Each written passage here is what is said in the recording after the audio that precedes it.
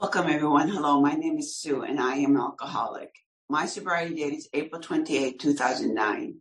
Welcome, everyone, to today's Threads of Recovery workshop. I have stated I am an alcoholic. Do we have any other alcoholics in the meeting? Hello, and welcome, everyone.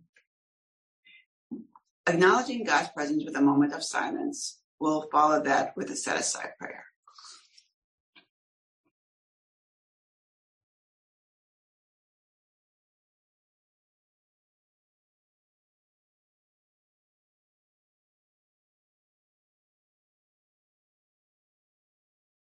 The set-aside prayer. Lord, help me set aside everything I think I know about you, everything that I think I know about myself, everything that I know about my fellows, everything I think I know about my own recovery, for a much needed new experience in you, myself, and my fellows, and a new experience in my own recovery. Help me see the truth. Amen. 1058 Threads of Recovery continues to offer virtual workshops 5 days a week. To be included in our weekly email, send your request to threads1058@gmail.com. This will keep you up to date on our workshops. Our group follows the 12 traditions. We stick to our singleness of purpose. We ask that everyone act as if they are sitting in a live meeting. And please turn your camera on if possible. We'd love to see your smiling faces. The 7th tradition states, every AA group ought to be fully self-supporting, declining outside contributions. The contributions help to cover the group's expenses, but the 7th tradition is more than simply paying for rent and other group expenses. It is both a privilege and a responsibility of individual groups and members to ensure that our organization at every level remains forever self-supporting and free of outside influences that might divert us from our primary purpose. The monetary amount of each contribution is secondary to the spiritual connection that joins us in unity with AA groups around the world. 7th tradition contributions can be made using Venmo to @Threads of Recovery -1058. Details are in the chat. This is an open meeting. Open meetings are available to anyone interested in Alcoholics Anonymous program of recovery from alcoholism. Non-alcoholics are welcome to attend open meetings as observers.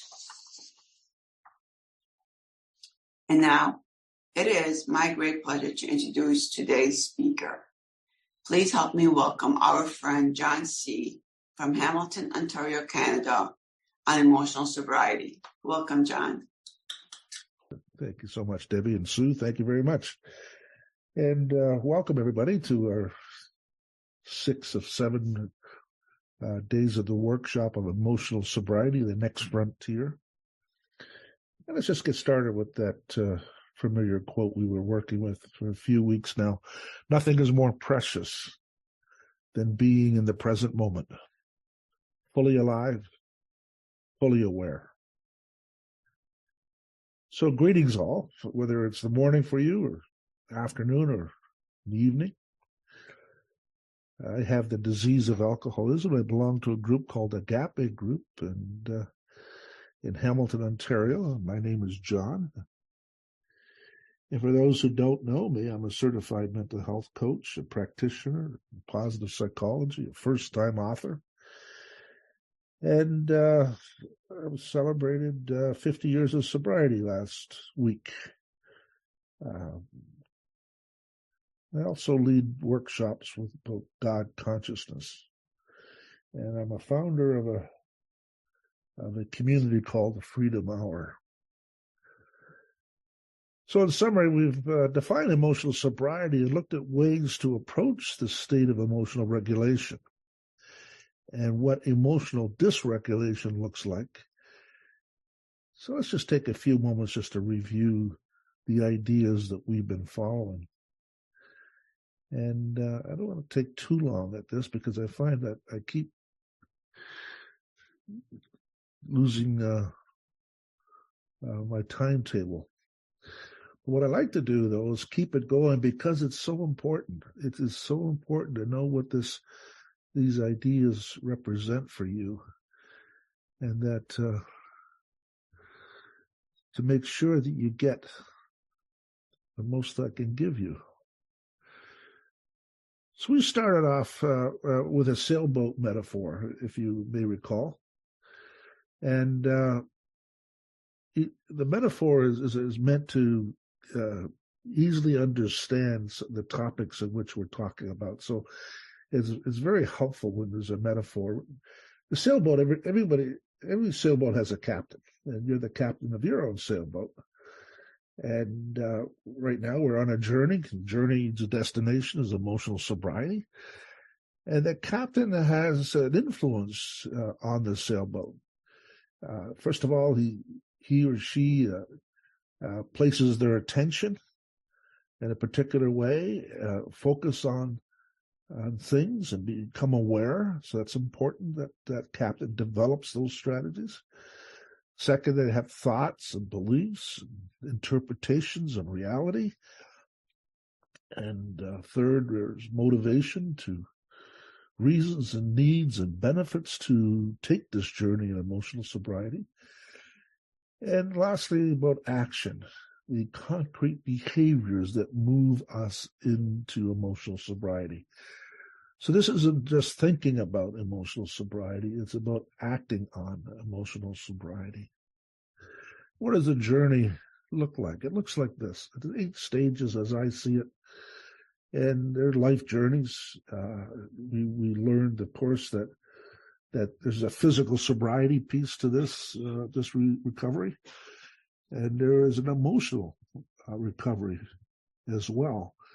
I've broken it down for these 8 places. And one is the water, which represents my life domains. And what I mean by life domains is all the roles that I play. So making sure that I have emotional sobriety in each of those roles. Sometimes it's easier to be emotionally sober in places like AA and not as easy in places like family or work. And I want to be very much aware of my life domains. And if I'm, exercising, if I'm exercising these strengths I have throughout my life domains. Oh boy. Second piece we want to look at is emotions. The ability to work with emotions rather than trying to control them. There's a misconception out there that emotional sobriety represents controlling emotions. And that actually works against us. So the metaphor for emotions in our journey is a compass. Emotions that are directing us to true north. So the emotions are a feedback. So it's important to understand that emotions are feedbacks, feedback from the universe, more or less. And they make 2 distinctions here. One is the mind and the other one's the body. The mind has the capacity to lie, to justify, to defend, to conclude, to jump to conclusions. It has all that capacity. That's what it does. Where the body has no capacity to lie at all. Emotions are an honest response to a stimulus, both internal and external.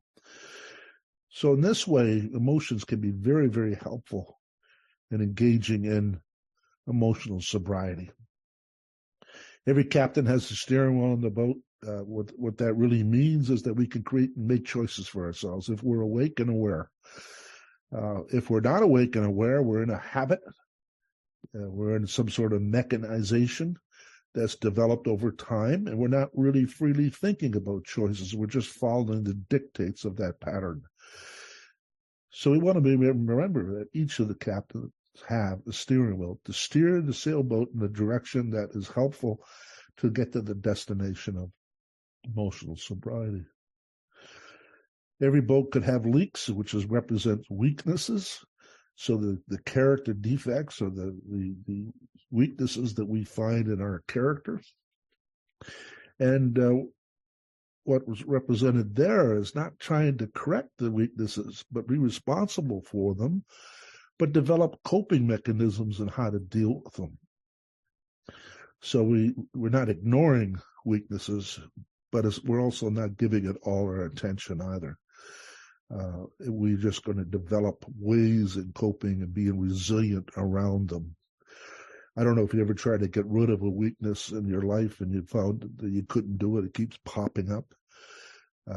That's a condition. It's a human condition that each of us have weaknesses that will carry with us for our whole lives.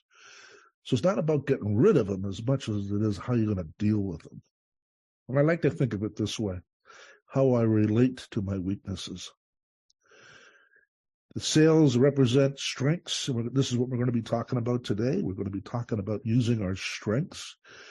And what that represents in the sailboat metaphor is that there's wind in our sails to make our boat move faster. And that's what happens when we start using our strengths. And I'm going to get into this later. How you can use them will keep our boat moving towards our destination. That's extremely important. Of course, we always want to be in action. And how do we deal with the weather or events in our life, the storms in our life, if you like, the reverses that happen to every human being, and how to deal with those moments with emotional regularity, not being overtaken or overwhelmed by emotions such as fear. We are going to have difficult weather in our lifetime. We're going to have pain, in other words. That's unavoidable. And number 7 is how do we act with other boats, the social relationships we have, and so on. How to deal with people and have positive relationships which contribute to emotional sobriety.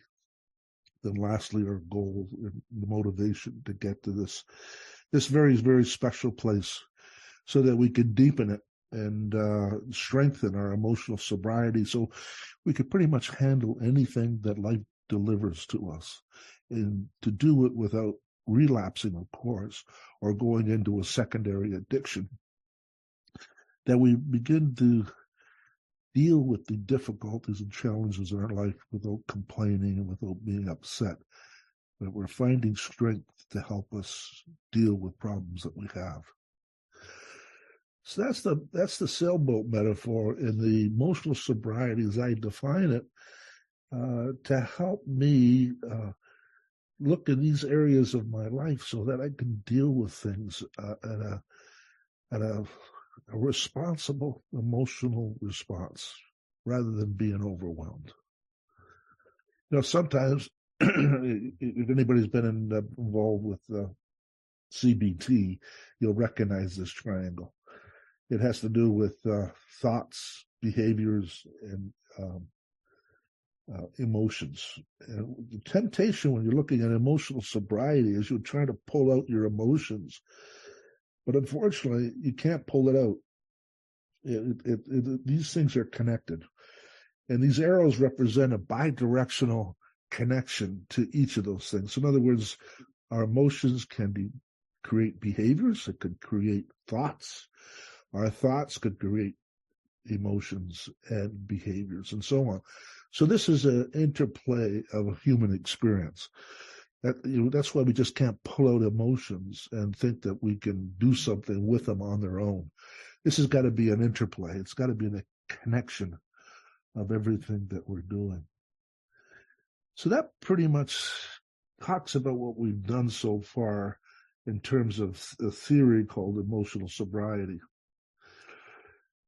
So we've got to define emotional sobriety, and some of you may wonder why we're looking at contributing factors that move us to emotional sobriety instead of just looking at what can we do in the emotional moments.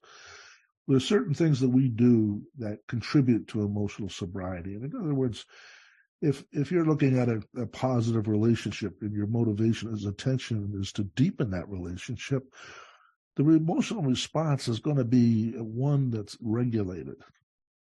If, in fact, the other way goes ahead, you're involved in an emotional or a relationship that is diminishing, that is hard and difficult, that could include betrayal or disagreement, and so on, you begin to see our emotional response to period is one of negativity. And we could get angry, we could get envious, we could be resentful even, only because we're in that relationship that's not improving. So there's an example of how a relationship can actually help us in emotional sobriety, or matter of fact, could take us away from emotional sobriety. One of the things I believe so strongly in is to look at the experience that I'm having and not to diminish it in any way, not to try to force it or suppress it, but to honor it. And that can be painful and uncomfortable at times, because some of the responses I get, I'm not too happy with. So I'm uncomfortable with some of the emotions that come up.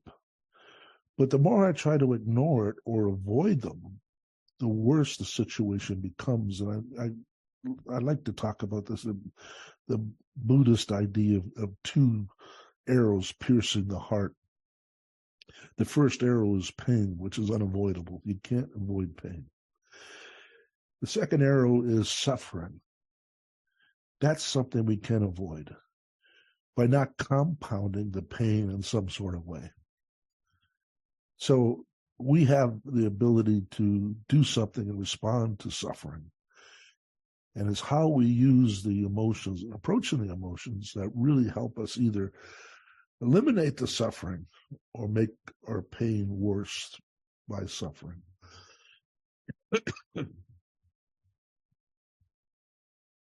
So emotions are a natural response to internal and external stimulus. This is important. It is nature's way of sending us a signal, and it needs to be honored. Feedback, or even a compass pointing to true north. Here again, emotions are feedbacks. The so-called negative and bad emotions become helpful and can stop us, so we can evaluate where we've gotten off our spiritual path, that path being true north.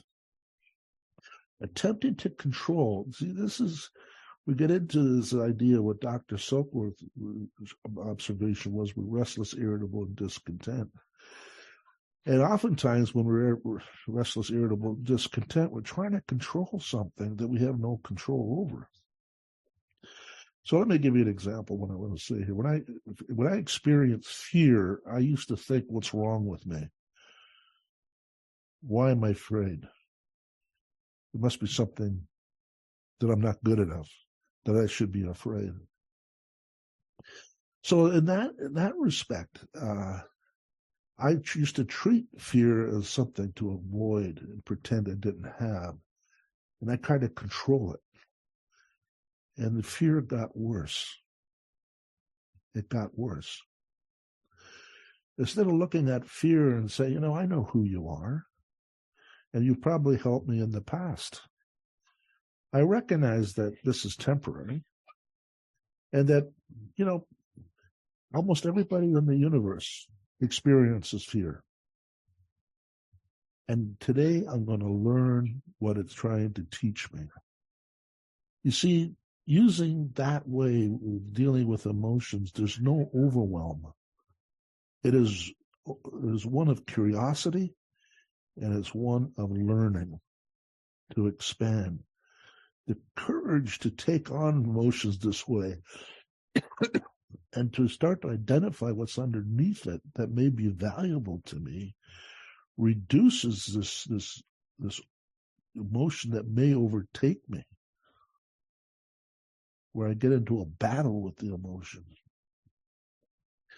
So we're going to talk about emotions and how to work with them next week. We're winding up with that piece. So when we're trying to control something or be forcing our emotions to be something other than what it is, it results in rumination and rebounding. So you'll notice that if you're trying to put your fear to the side or pretend it's not there, it comes back. It rebounds, and it comes back, and it comes back. This way, what happens is that it becomes weaker. Fear is always going to be there in my life. It belongs to the human being for hundreds of thousands of years. And for me to think that there's something wrong with me for having fear is a misconception. If I think I have a chance of trying to control it, I'm going to get restless, frustrated, anxiety, stress. Those are the outcomes of trying to control something that I have no control over. So what happens is when I started doing this work, I began to see what happens when I'm not dealing with emotions in the way of working with them. It becomes difficult. And emotions can overtake my decision-making and my behaviors. So I can point to all kinds of decisions I made out of fear, and none of them were very good or helpful or healthy for that matter. When I was in that, it invites self-judgment on whether I'm good, bad, or strong or weak. It invites further self-doubt, disappointment, and discouragement.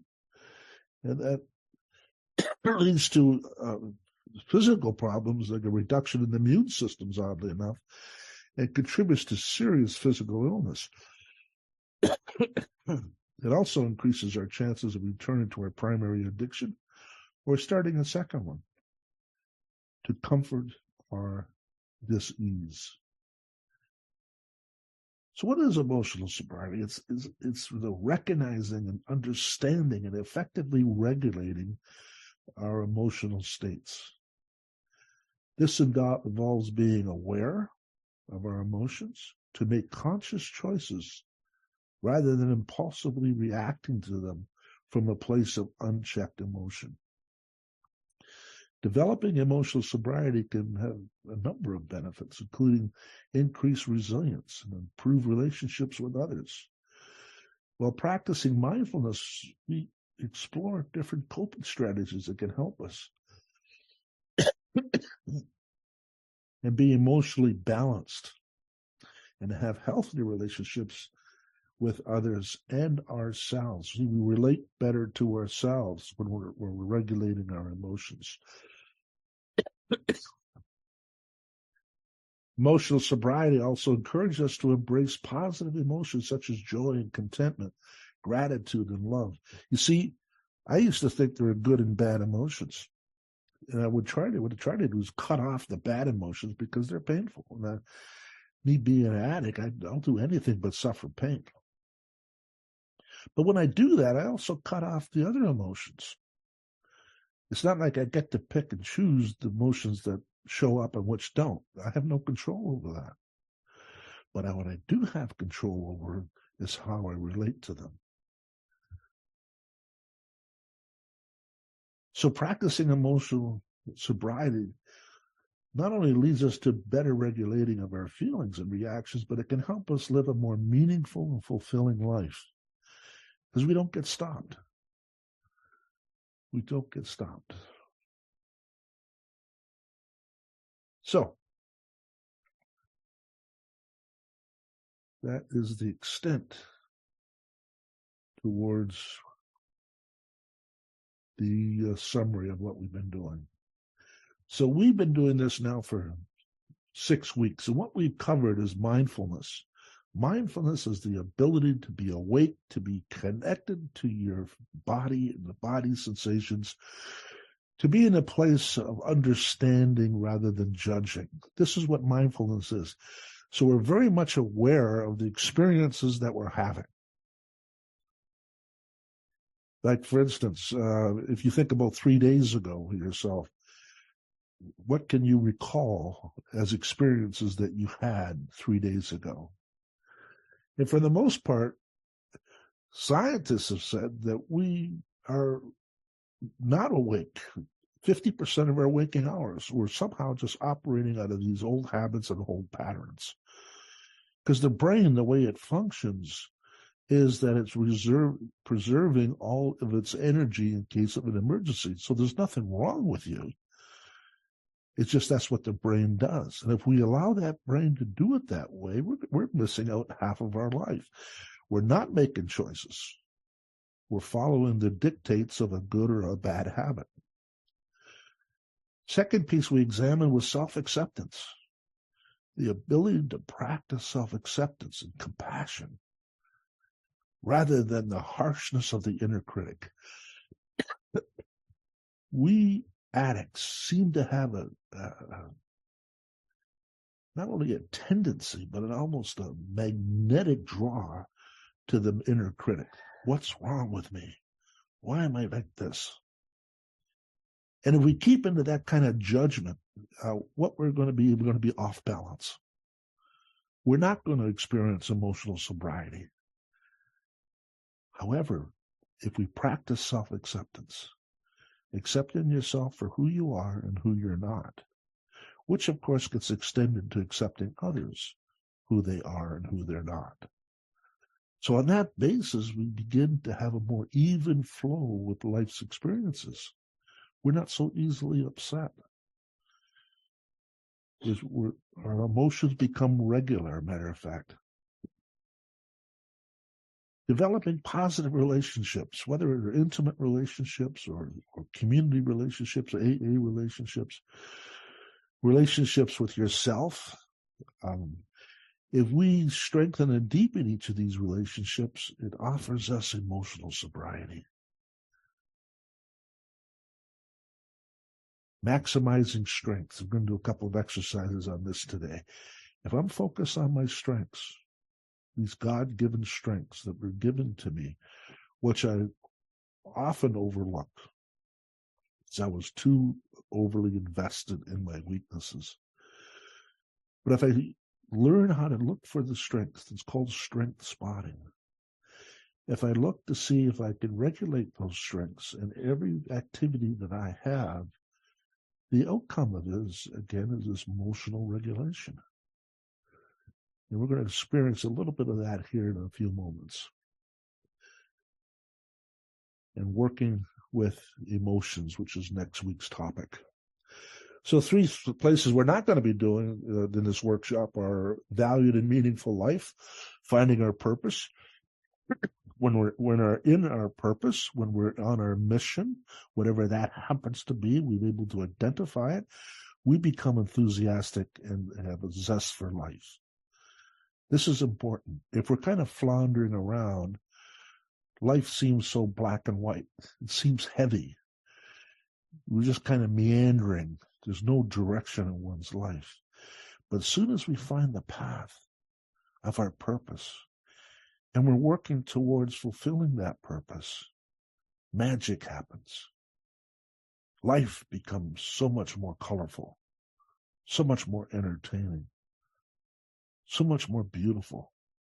And you often hear about people in AA talking about their stories, how they walk in nature, and all of a sudden they get a better sense of life, they get a better sense of themselves because they're appreciating what it takes to enjoy their lives. See, these are at our fingertips. You don't have to wait for them. What are goals and motivations? Human beings are structured in such a way that they need to grow. There's an inherent desire to grow in every human being. And oftentimes what happens in our work, we collapse a day at a time, and therefore we don't think about goals. We think of something to avoid. But these are 2 different activities. Living the experience of life in the moment, using mindfulness is a way to live life. But we have to have goals too. Can you imagine going on vacation to Chicago, not having a map? You haven't planned the trip at all. You know, if you're in Buffalo, you might head east, for goodness sakes, to get to Chicago. So planning and goal setting are important. Not to live in it, but to plan it out so when it does occur, we know where we're going and what we're doing. And the third thing is developing coping resiliency. and how to handle our weaknesses, how to manage our weaknesses, how to regulate our weaknesses. So, would anybody like to share what they're hearing? And before we get on to a couple of exercises.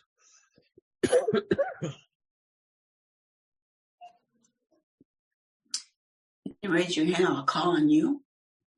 If you have any questions or comments for John.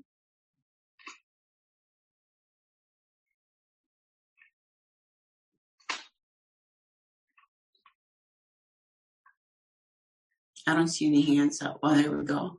Claudia, hi. Yes, my name is Claudia. I'm an alcoholic calling in from Germany. Thank you so much for the workshop. I've been listening attentively for the last 5 weeks. And what I really appreciate today is, like, I have been told in a religious setting, that certain emotions are good and others are bad, and they are to be avoided. So I once saw a picture of a wheel of emotions with many emotions on there, and I realized that I was only like allowed to have half of them, or maybe a third of them, and I was really shocked. So I heard this now again from you, John, that all kinds of emotions are welcome and good, and they're allowed to be. This is really good. Thank you so much for that. You're Thank welcome. you, Claudia. What we got collapsed in our lives. This is the scripture reading, the love of money is sinful. You look at it, you think, well, the money's the problem. It's not. Money's the money. It's the love of money that distracts us from God. It's the same thing with our emotions. Any emotions are human. They're a human experience. But how we relate to them is in our control, by the way, if we have alternative ways of doing it. So the emotions are neither good or bad. They're just nature. And we shouldn't condemn ourselves for having them.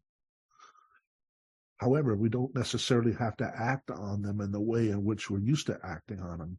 We could benefit from them if we're open and curious about what does it mean to us. So I guess one of the things I'm really in favor of and strong about is that, you know what? You're human. It's okay to have emotions. If you're angry over something, there's some need that's been unmet. And what can we learn from that anger? It's not like you shouldn't be angry, which is, I think it's a misconception. We don't want to entertain the anger. We don't want to act on the anger, but we want to learn from it. So thank you for your share. Hi, Berlinda. You have your hand up?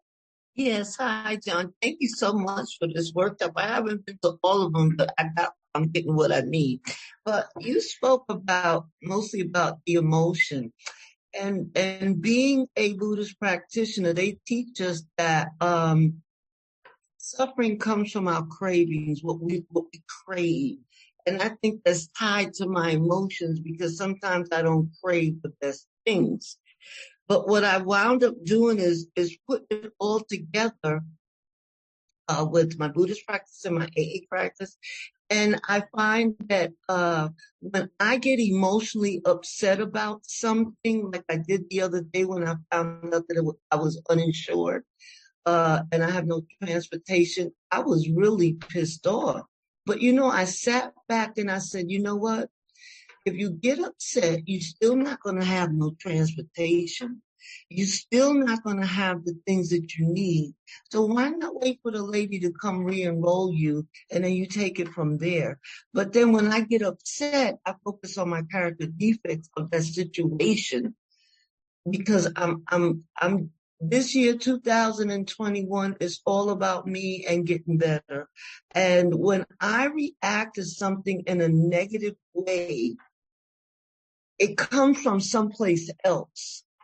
So what I'm trying to do, mixing it all up together, knowing that I need to keep an eye on my cravings, And if I'm suffering, instead of getting upset, I want to know why now.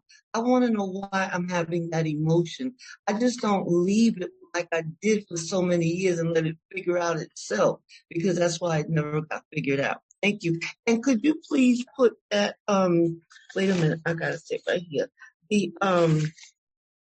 The journey, the sailboat, could you put that in the chat so I could keep that for myself if at all possible? Thank you so much for letting me share. Okay. I'll put it in the, when I give it to Debbie, the notes, I'll put it in the notes for you. So good. See, what Berlinda was pointing to, that one thing is attached to another. So if we become self-critical, the next thing in the emotion is upset, anger, frustration, which leads to stress, anxiety, and depression, even in isolation. See, these experiences are tied together. However, if we approach it to say, okay, what do I want to learn about this experience here? They're tied together in other ways. You're learning something brand new, what your needs are that's not being met. You're addressing those things. And this is what it really means when emotions are like a compass. They're teaching us something if we're willing to work with them with open-mindedness and curiosity. Okay, thank you for that, Berlinda. Hi, I'm Charlotte. I don't know if we say this, but I am an alcoholic. Okay, this is a weird one. So this is something I really need to learn, I think. I used to do people's thinking for them all the time, you know, and I've learned so much since I don't do that anymore. However, I have a big feeling I do the feelings for them.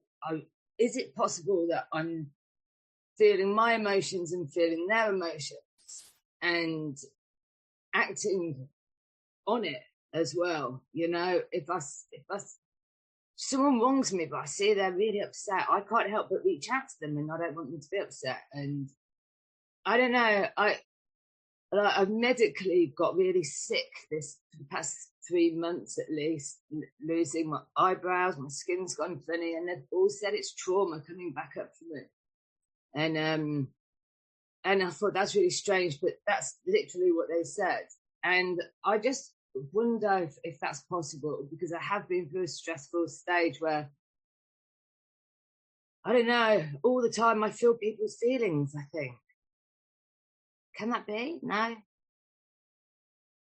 Okay, I missed some of what you're asking.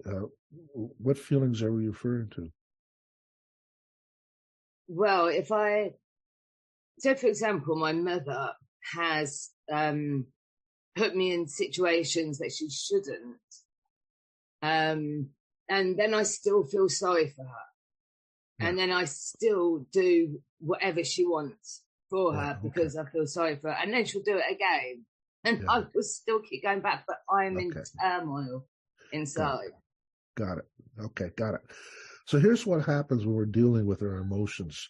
They often come blended with other emotions. So it's never an emotion approaching us.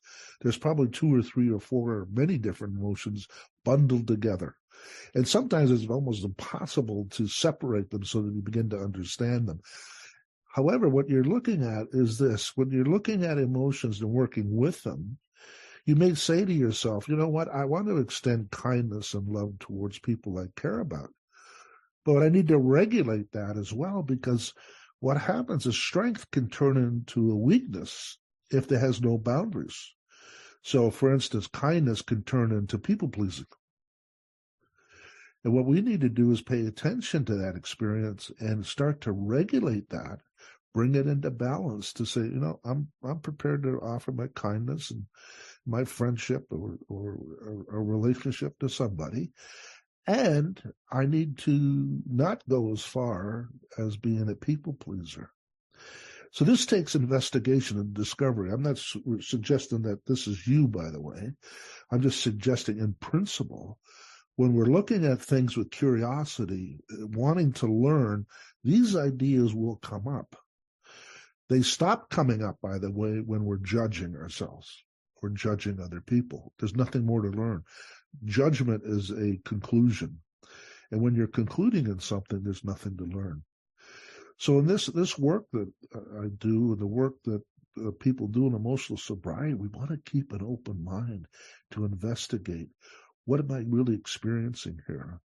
And start to put your creative juices together to start to see things maybe differently than what you do today. So this is all a learning experience for us. No one's given us the manual on how to live life. There is no manual. We need to learn from our experiences. Our challenges as from recovered addicts is that we rarely do it. We're hoping one day, someday, this is all going to work like magic. And this is the beauty of working in emotional sobriety. It's a skill set, I believe. And the more skills we had at regulating our emotion, the better off we're going to be. So I just keep encourage you to, not condemn or get angry or upset with yourself, but to have a look.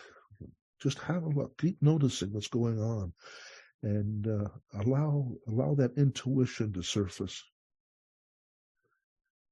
John, thank you. Before I go, I just want to say this is absolutely amazing. More than words can say. It's so great to be here with you. And honestly, with my heart, thank you so much. Yeah. Well, thank you for that. And you know what? I believe happens when people like you say this to me? I believe there's a release going on to know that you're okay. That whatever you're experiencing is okay. Doesn't mean there's nothing there to work on. It means honoring the experience that you're having. And what we're leaving out is the condemnation, the self-condemnation. What's wrong with me? Why am I not good enough? It shows up in different places, and that makes life hard. So kind of part of my mission is to validate people in their experience and say, you know what, that's okay to be that way. It's okay to think that way. What's it going to teach us? How are we going to learn as a result of that? So thank you for the compliment. I do appreciate it. Thank you, Charlotte. That was beautiful. Hi, Monique. Hi, my name is Monique, blessed alcoholic. I going through a thing right now because I wish I would have been part of this 6 weeks ago.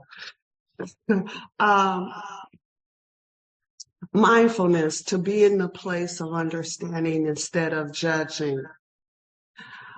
I've always said, I have this personal joke that the 10 Commandments is a heck of a lot more easier than actually dealing with your emotions today. But that's one thing that I'm finding myself is to understanding individuals and learning that it's not about me. You don't know exactly what an individual is going through.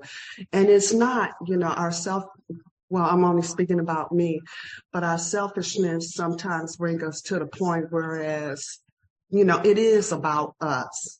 And this is another thing, another part of an emotion or a rule to, actually work on that. And then you mentioned about fear. When you try to push fear to the side, it will rebound or it will come back worse. And I've had that to happen, whereas I will push fear to the side rather than to deal with it right then and there. It will come back worse, rather than to push it out of my head. And sooner or later, it winds up better. One of the things is that I'm noticing every day there are certain things that I see that is being revealed, and not the big book, but that other book. And it mentions about I have a plan for you, and I have a plan to prosper you to give you hope in the future and to prosper you.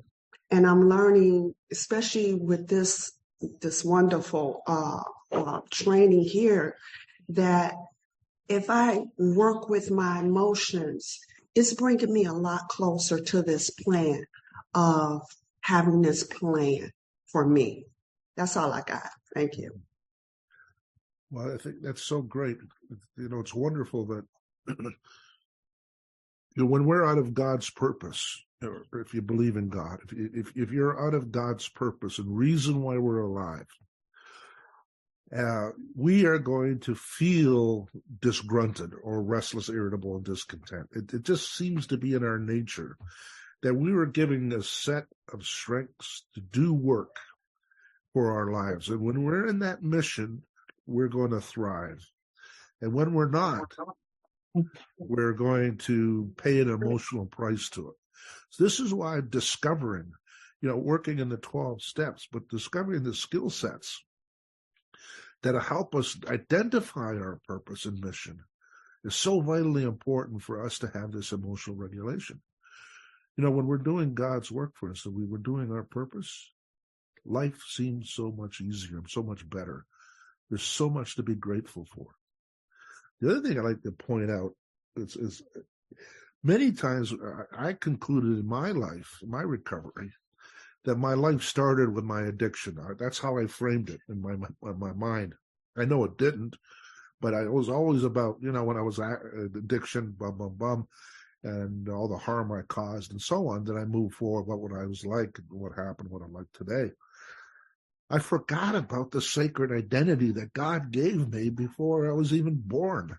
The sacred identity that was the basis for any goodness and purpose I had, and the strengths and talents with which he gave me and the potential which he gave me.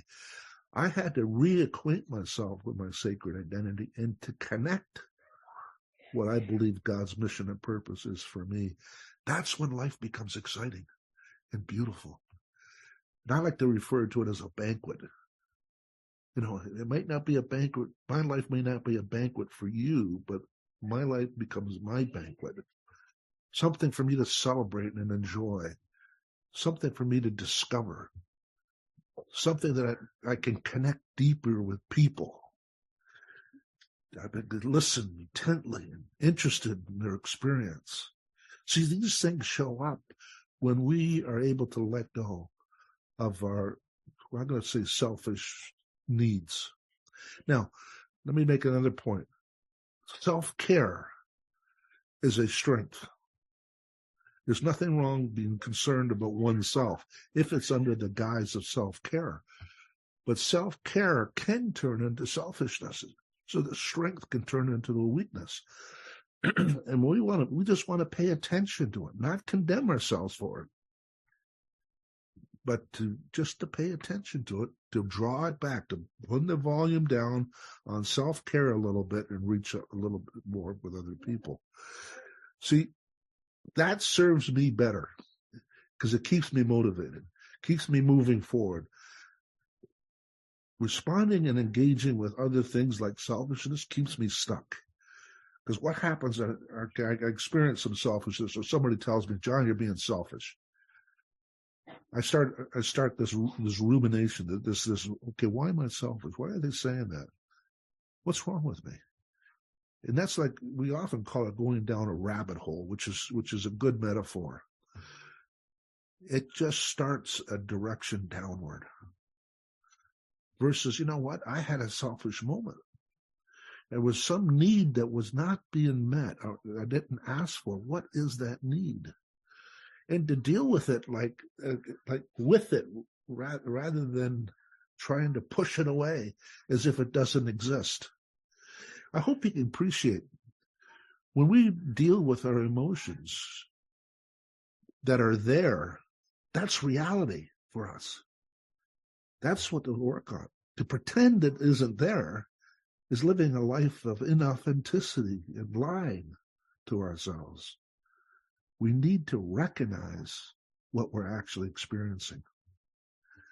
Yeah, well, thank you for we got one more share. Okay, go ahead. Hi, Don. Hi. Is that better? Okay. Okay. Thank you. Hi, I'm Dawn. I'm an alcoholic, and I've been on this new journey for 15 months now.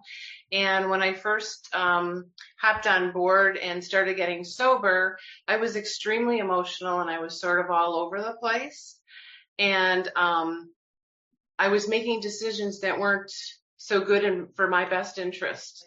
And I was hanging around some people that, well, I just grabbed on to whoever I could. Let's just say that in the beginning. And now that things have simmered down, my emotional compass is going off. And I am seeing that some of these people that I started my journey with are not so good. And what I tend to do is I just avoid. And I don't feel very good about that, because these are my sober friends and brothers and sisters. And I don't want to get into you're right, I'm wrong kind of thing, but I do need to take care of myself. And by pulling back and being with myself and my emotions and having self-compassion, I have felt better. And when I do get around them, that emotional compass goes bananas. So I guess what I'm trying to do is, and then I start to getting into judgment. Well, they said this, they said that, and then I start ruminating and I spiral down, like you said, the rabbit hole. I'm just trying to protect myself, I guess you could say, but still be, I'm a very loving, kind, compassionate person, but I have to be careful with that because it can bite me if I go too far with it. So I guess what I'm trying to find is the balance. And these people are, I know that they're feeling the pullback, and I'm just kind of lost as to what I should do moving forward. That's all. It's kind of tough. I've moved around my meetings and stuff, but like I said, I still will see these people. So right. So what I would like to share with you is language is very important.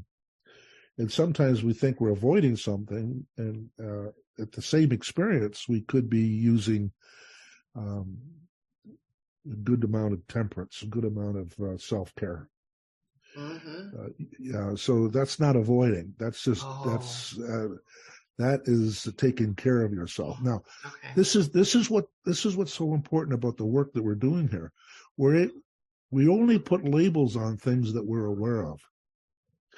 So I get that you're distancing yourself from people that may be not the best for you, and you could call it avoiding, but I call it common sense. It's pay attention and honor the experience. You know internally if people are good for you or they're not good for you. And this is like a learning. This is a sandbox experience.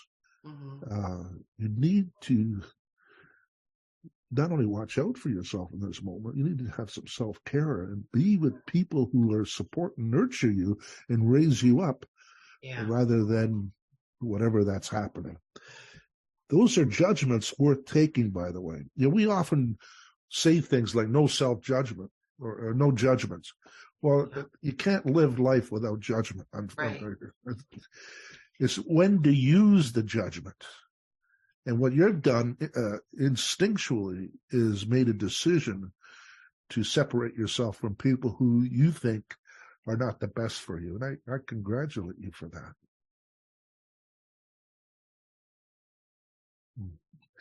Okay, so let's go on to this idea of maximizing strength.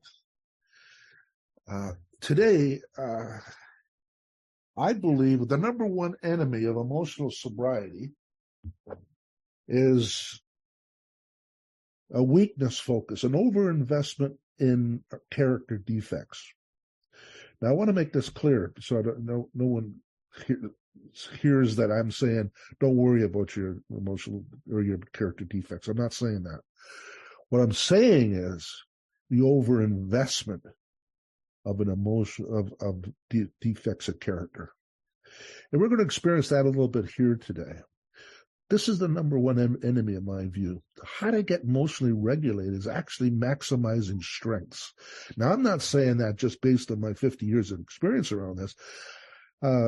This has become so important to me because I was living a life that was based in emotional decisions and emotional behaviors, and not even recognizing I was having them. And then I ended up making many, many mistakes that I didn't need to make if I was doing the work now or then that I'm doing now. So just be with me for a moment. Don't mentally argue with me or conclude something. Just be with me. Maximizing strengths, and you're going to experience a small part of this in a few moments, has us move forward in life, gives us direction. When we're maximizing strengths, we're not stuck. We're moving towards freedom. We're moving towards well-being. We're moving towards emotional regulation. So what are strengths? First of all, each of us have them. And we're things that we're naturally good at and thrive when we're using them. Now, because of paying attention to our weaknesses more often, we overlook the strength in which we have them, and we don't identify them as strengths. We just think, oh, that's something I do. But the difference of recognizing a strength and labeling a strength is that you get to use it more often where you normally wouldn't use it. So each of us have strengths, and we can define the strength as positive, trait-like capacities for thinking, feeling, and behaving ways that benefit oneself and others. So there's something there for you that you're naturally good at. And because you're naturally good at, it gives you energy. You'll notice that as I'm even speaking about it. Something that you do well at, you get excited about. It provides energy and zest and enthusiasm for living. Our mistake is that we overlook those things and we go do what's wrong with me, which draws away our energy. It takes it away. We get stuck. We get thinking rather than living. But when we're practicing our strengths, we're moving forward to this beautiful place called flourishing. And when you're in flourishing, guess what happens? You have emotional sobriety. So strengths can be defined as positive trait-like capabilities for thinking, feeling, and behaving in ways that benefits oneself and other people. You know, sometimes we have to start labeling these things and look for these things because we're not used to looking for them. Because much of our culture suggests, well, you don't want to be a braggart. I don't want to tell you what I'm good at. I want to be humble. See, that's a misconception. That's denying one's worth. And if you believe like I believe that God has given us those things, this isn't bragging at all. How could you brag about a gift that's been given to you? It's not yours. It is simply God's gift. So we want to identify two things, an outward strength and an inward strength. Both are operating. And we want to see what we're expressing. In other words, what strength are we actually using? It is vital to consider the extent to which an individual expresses their strengths inwardly versus outwardly due to discrepancies between inward and outward expressions of strengths.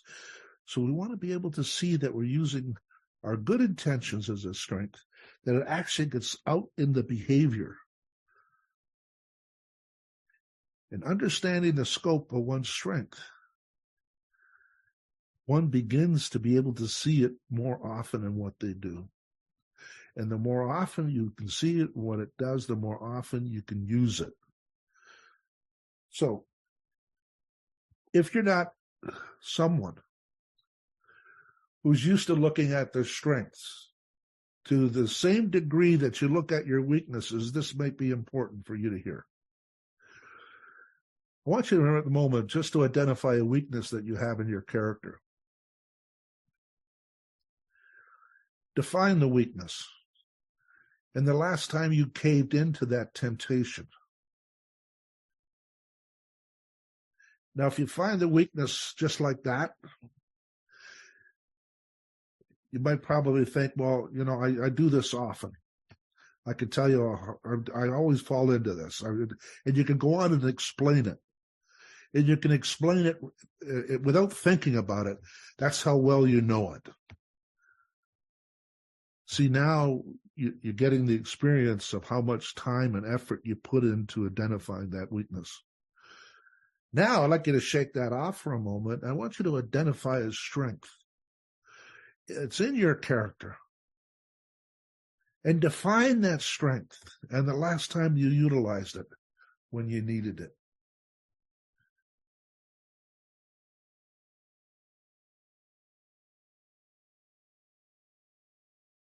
So write a couple of strengths down. And some of you may be struggling to find a strength and put a label on it. And I want you to know that's okay, because that's where you're at. It's an indication that I'm used to using or strength spotting. It's not that you don't have the strength. You're just not used to looking. And the idea of this exercise is to see where you place your attention. Remember that captain thing? Where you place your attention. Almost all addicts, recovered or not, are always in the weakness mode and are seldom in the strength mode. That's why we got to keep looking and noticing. Now, as you continue to write a little bit, maybe you're discovering something about yourself you've for long forgotten about, a strength that you never considered until this moment. And that's wonderful. So those 2 or 3 strengths you've written down, would you say you underutilize that strength in day-to-day life? Or do you overutilize it? Overutilizing a strength means it's a weakness. Like perseverance becomes stubbornness.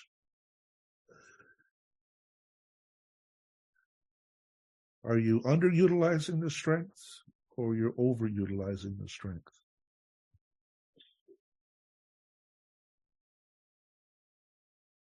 So this coming week, what I want you to do is pay attention to your strengths. Just look for something every day, one thing, and see how that strength, if it was used more often in the life domains and the different roles, how that would benefit you. That's your homework. So, 3 strengths. Each of those strengths, you're identifying whether you're underutilizing or overutilizing them. And if you're having trouble with your strengths, labeling them, it doesn't mean that you don't have them. It just means you haven't been looking. So let's look at 2 of them together right now. Persistence as it could be a signature strength of yours. Where have you demonstrated persistence in your life recently? Is it relationships, career, or AA? Now, you being persistent as a strength, could you see how it could help you utilize it in different areas of your life if you're not utilizing it in all areas of your life? And what excitement that would bring to you using your quality of persistentness in all of your life domains. Now, what I'm really interested in hearing from you is the experience between your strength finding and the other experience you have around weakness focused. Trying to distinguish those 2 experiences. Who'd like to share? I'm Deborah. I'm an alcoholic. Hi, everybody. Thank you, John, for this workshop. What really struck me now is the thing with the talents. And I wrote this down for years and years and years, that all my talents are giving from God, and I have them, and I work now more with my strength And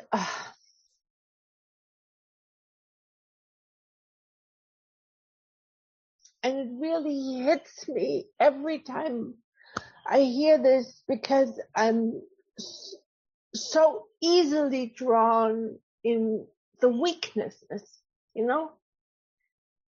And that is really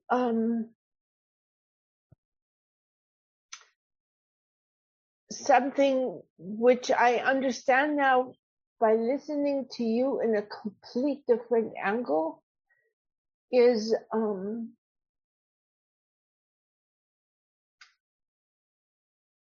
because I go with those character defects, and when I go into those character defects, I start beating myself up. And the next thing is coming, I'm not good enough.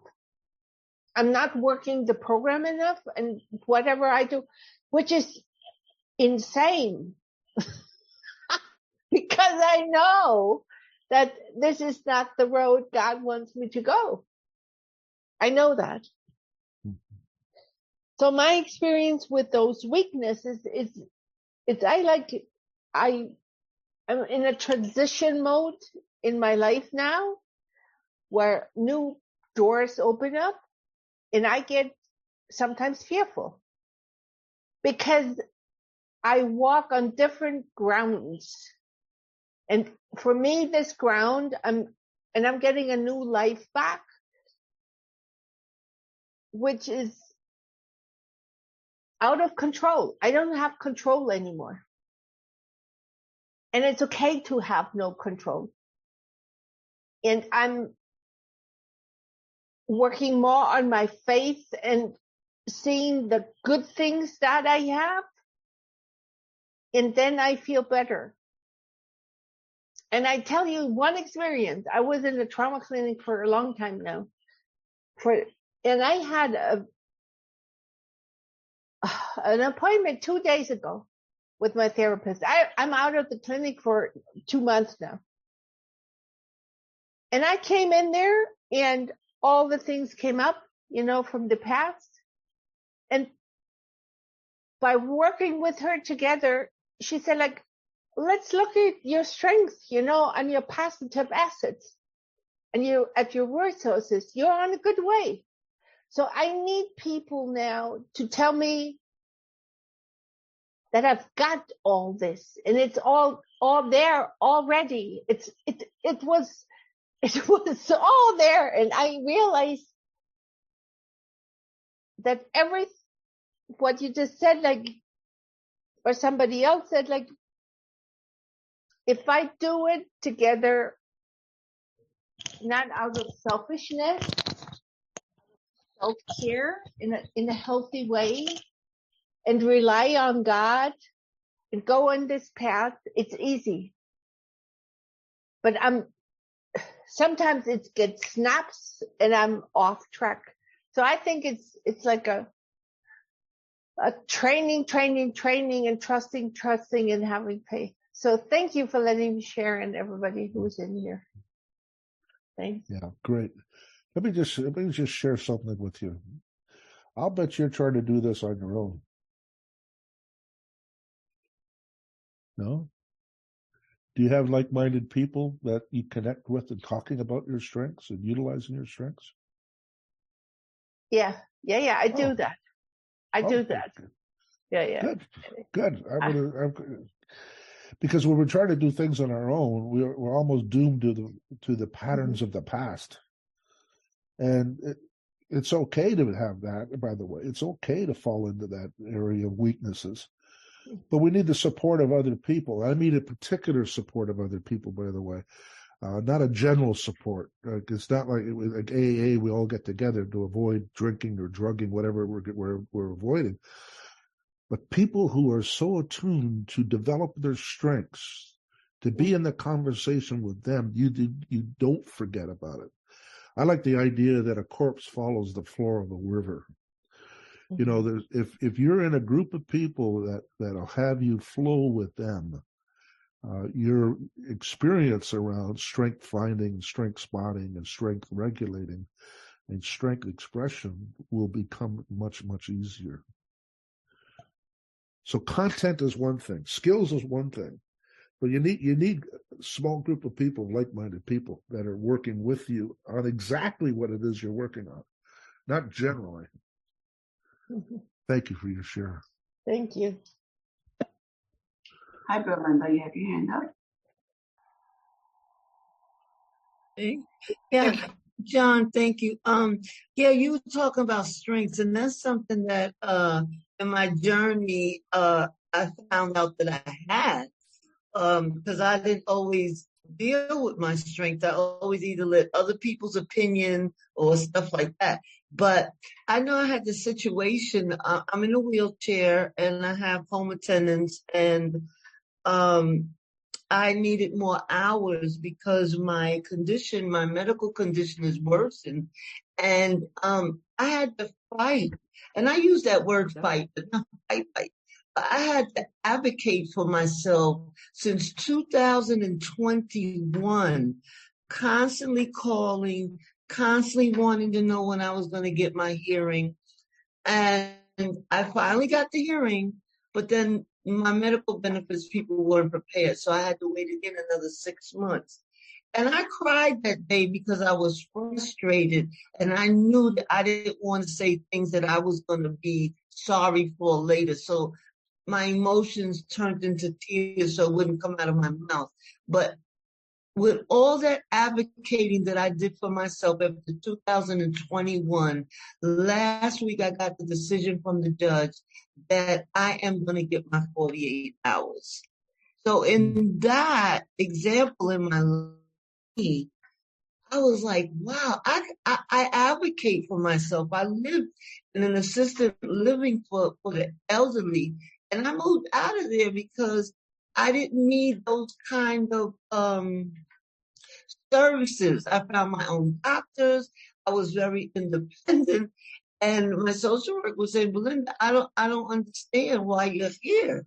And so I moved into a regular building. And so now I'm independent. I don't live there anymore, but I learned living there how to take care of myself, you know, how to advocate for myself when it's needed. And I learned that thing that they taught me in AA. Do you have to say that? Does it have to be said by you? And does it have to be said right now? And it worked for me that day. Thank you so much for letting me share. Wow. Does everybody hear the persistence in that? The persisting, even though there's obstruction, even there were walls, even though there was disappointment and frustration to tears, kept moving forward. Persistence is the strength. Advocating for the self-care is a strength. So when you can hear that from another person, really what is touching you is your persistentness, your ability to persist. Now, some of you are already automatically thinking, well, I can tell you where I don't persist. It's that fast. You know, it's just that fast. And it's okay.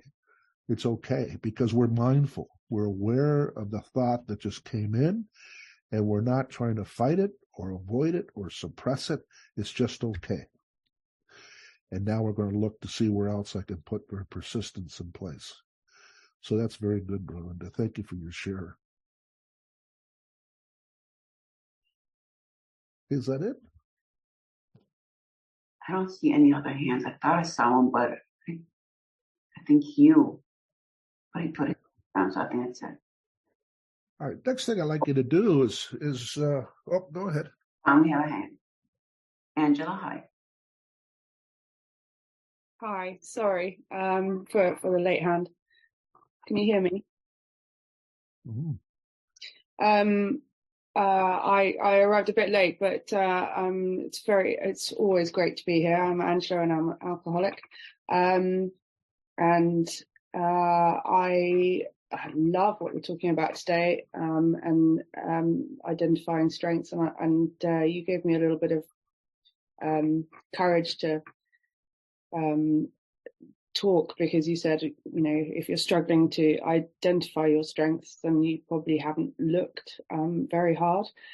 And so I've been thinking really hard about it, and I'm always told I'm a very kind person. And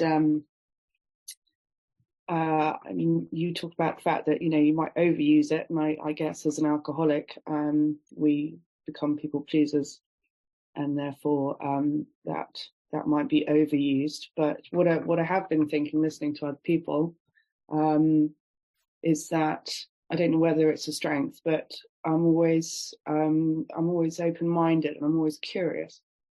And I sit here and I hear things, and I immediately start writing lists of stuff that I want to look up and Google, and I listened to it. I went to a meeting last night and listened to somebody talking about their experience of AA, and they have a good grounding in faith and the church, and part of the show was all about how wonderful it was to see all these different variety of higher powers, and how great it was to share that and understand that, and that got my curiosity and my open-mindedness flowing quite a lot last night and through today.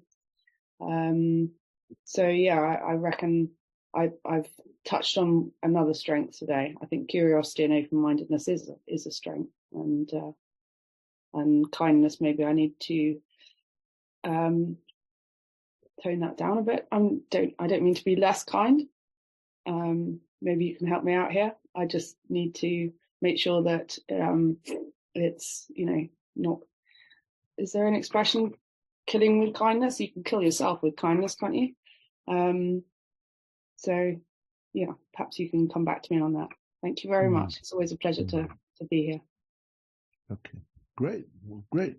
Wonderful. Yeah, curiosity is a great strength. It's a wonderful strength because it comes with growth-mindedness. It comes together with open-mindedness. So those things are very, very helpful in developing our lives and to be more effective in the world that we live in. So congratulations on that. The all or nothing thinking invades us in the context of how we think. So we operate out of the extremes. Either we're not kind at all, or we're way too kind. And to regulate it only means that to come off the edges of it. And this is a subjective idea. It's like a dial on a stereo, a volume dial, where you just kind of turn it down.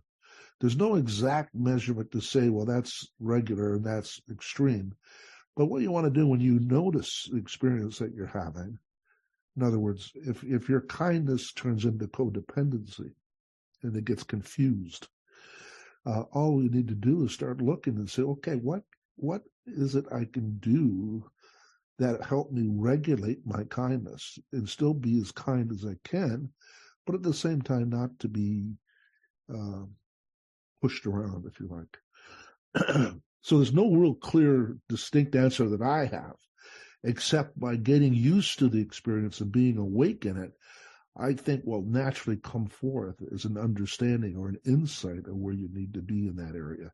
And it's a range, by the way. It's not an exact dial. It's a range being in the middle. So that's absolutely wonderful. I'm so glad to hear you say that. So let me continue on. So just how about demonstrating love recently as a strength? Can you come up with an example where you actually demonstrated love?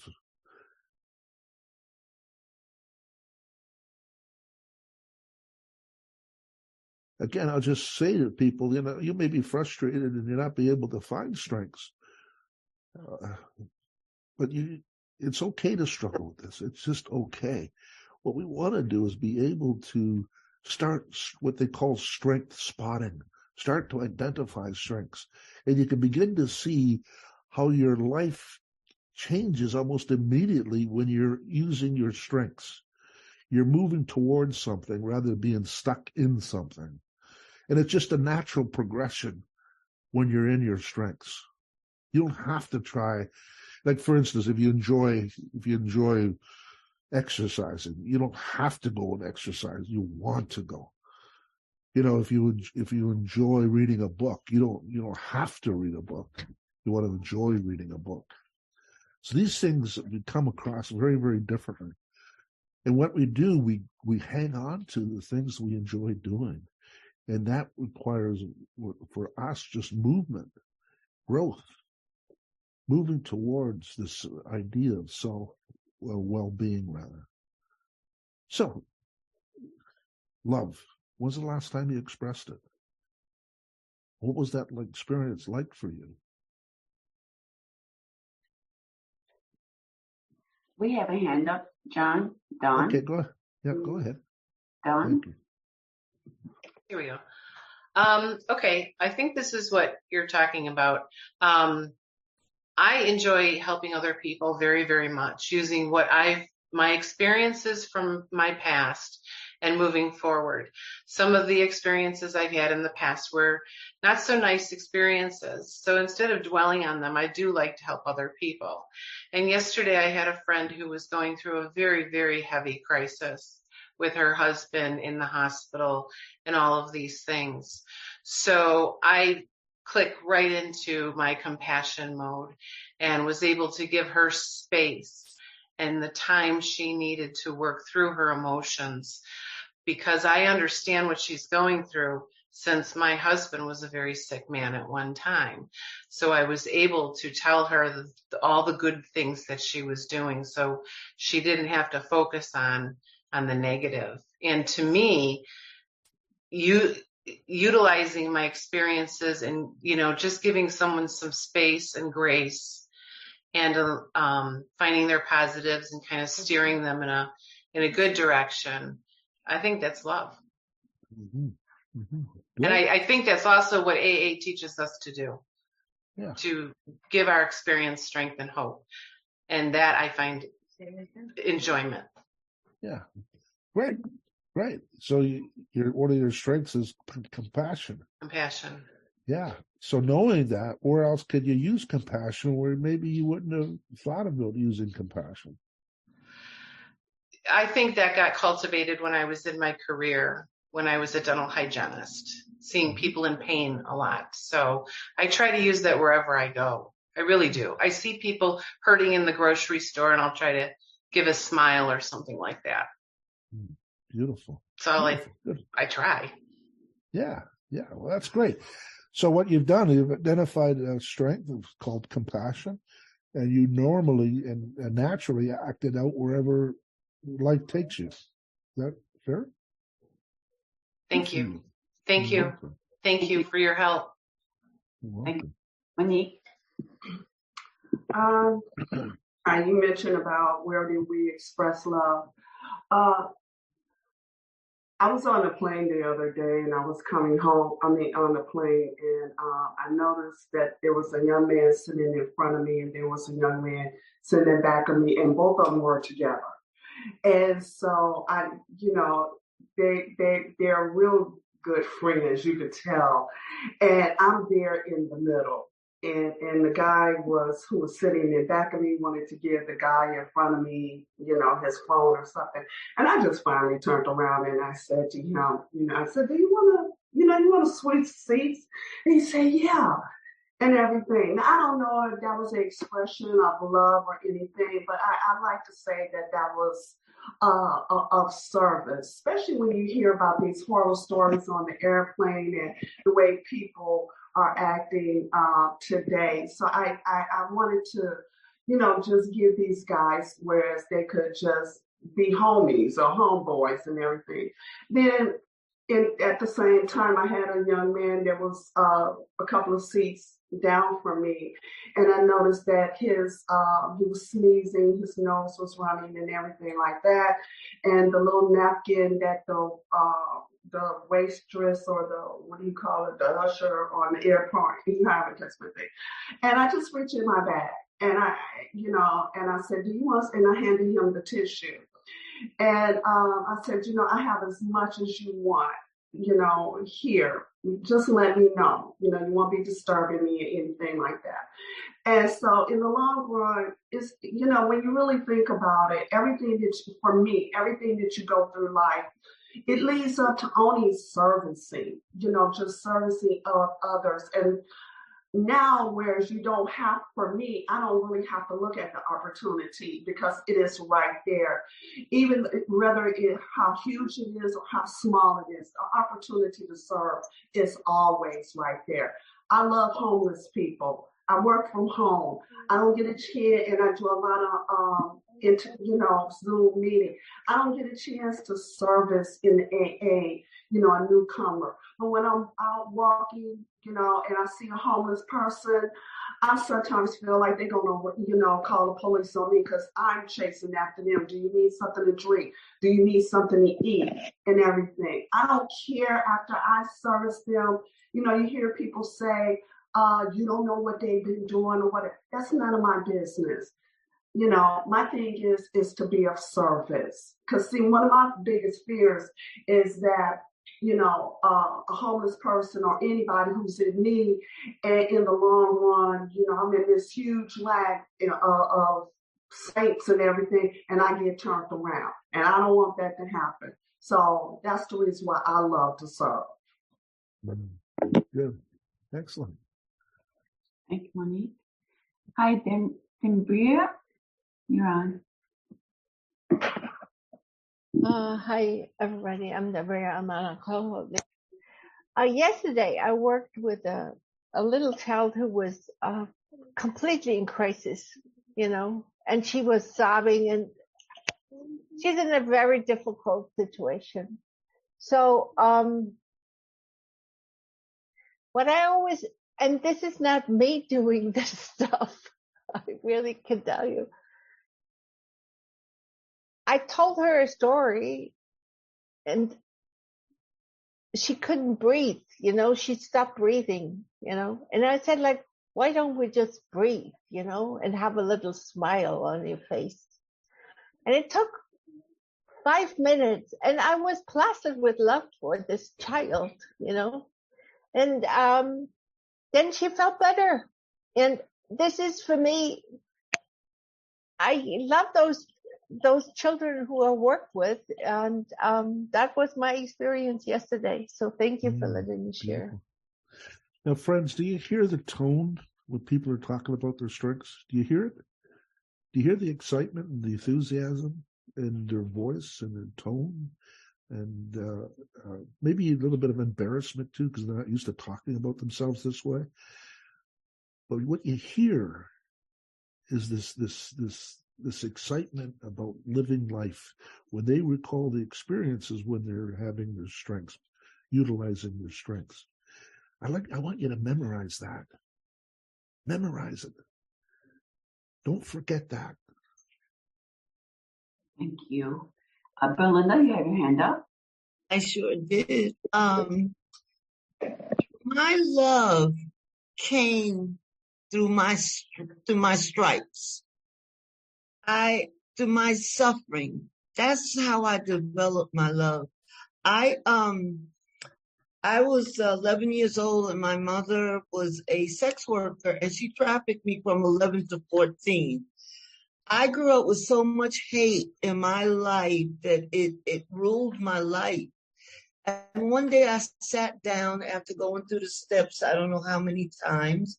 I reached a place with her where I knew in there somewhere I loved her. And although I love her deeply, I love her from afar, but it's still love. I learned a lot of my love that I have for people is through my suffering. And to me, that makes it genuine for me. Because we're talking about a kid who was raised on the streets, emancipated at 15 and had no direction until she came to AA. And I came in here at 31 years old. and I couldn't find it. I just sat there and I listened to all this stuff that the people were saying, and I kept asking my higher power, why can't I have that? And I guess I asked enough to the point where he found it in me and he allowed me to display it. And I display it there. I display it in 8A. I belong to 3 groups. I'm a GSR. I'm a chair in one of the groups. I do service in the other. And my hand is always out in love to help another sick and suffering person in and out of the rooms, as that lady was talking about earlier before me, in and out of the rooms. I have such genuine love for people that sometimes it amazes me. Thank you. I promise you I won't put my hand up the wood. That's okay, Brenda. So I just want to complete this because we've been playing with strengths just for a few moments, and I don't know what your habits are. I don't know if you include that in your 10th step. But I wanted you to recall what it's like for you to share your strengths or to listen to someone else who's sharing their strengths. And the experience of hope comes in, or you can identify with them and say, yeah, I got that strength too. And that's wonderful because now you begin to identify that strength. You label it. We did some strength spotting. We're going to look at strength regulation. And then we're going to look at the strength expression. How do you express it? And when can you use them in other life domains to bring up your strength? Now, I'm running a little bit late. I apologize for this, but there's another little short exercise I want you to do. Think of a recent problem. Doesn't have to be big, could be small.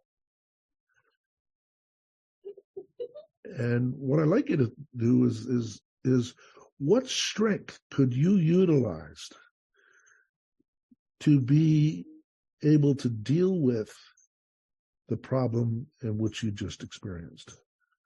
What be 1 or 2 strengths you could utilize? That you get to use that strength to deal with what it is you need to deal with. See, we can change that word problem into opportunity. Oftentimes when we speak about I'm struggling with a problem. But today we can change the wording around a little bit and saying, you know what, I have an opportunity to practice a strength. And I'm going to discover, not struggle with, I'm going to discover how this strength can build my character, to strengthen me, to help me regulate my emotions. So in fact, that's an opportunity, isn't it? Where you get to express the strength in solving problems. This is what we want to get to. This is where we want to lead our lives to.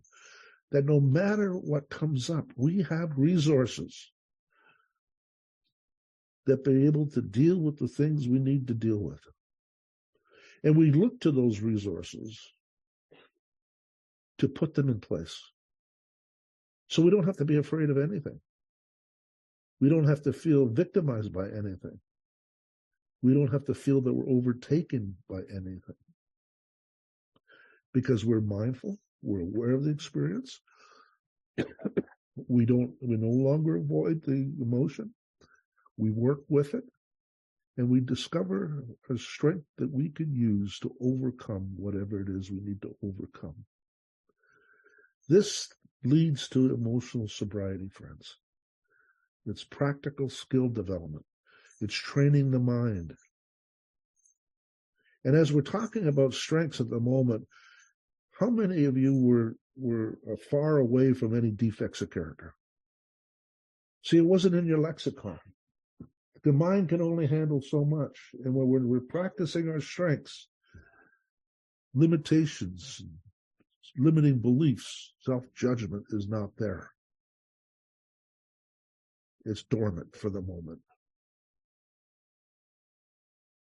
Memorize the experience that you're having, your body's sensations when you're speaking about your strength, the tone, the excitement, the enthusiasm to live life.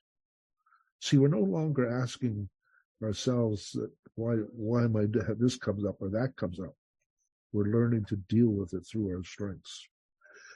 So friends, thank you for your participation. I hope this has been valuable to you.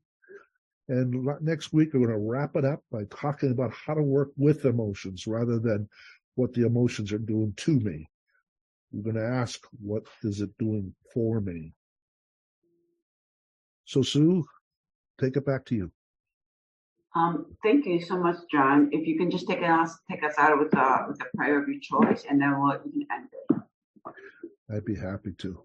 Friends, I just want to offer, with gratitude, all the things that we talked about today, and hopefully that the insight to practice your strengths. We ask the grace of God for us to remind ourselves of what beauty that He has given us.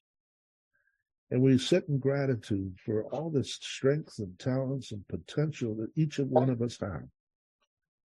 And how our addiction experience has helped us to become an advocate for people who are still stuck in addiction. See, we have a strength of addiction. And because of that, we're able to affect change in other people because of our journey in which we might share. So we're so grateful for His presence today. We're grateful for each person today. And we appreciate the grace that He's given us and the insights He's provided us. Amen. Everybody can unmute and thank our wonderful speaker, John. Thanks, John. John. Fabulous, John. Thank you so much.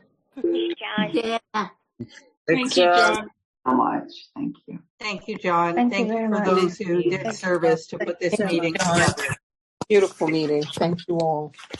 Yeah, thank you everybody. It's been lovely meeting. It's wonderful to be part of this. Thank you so much, everybody. Wonderful. Thank you. Thanks, John. Thanks, Debbie. Thanks, Sue. Thanks, everybody. Thank you Thank so you. much. John. We'll be here next week. Yep. That's the best thing in life. See you next week. Thank you. Thank you so much. Wonderful. God bless. All right. God bless you, Elsa. Bye.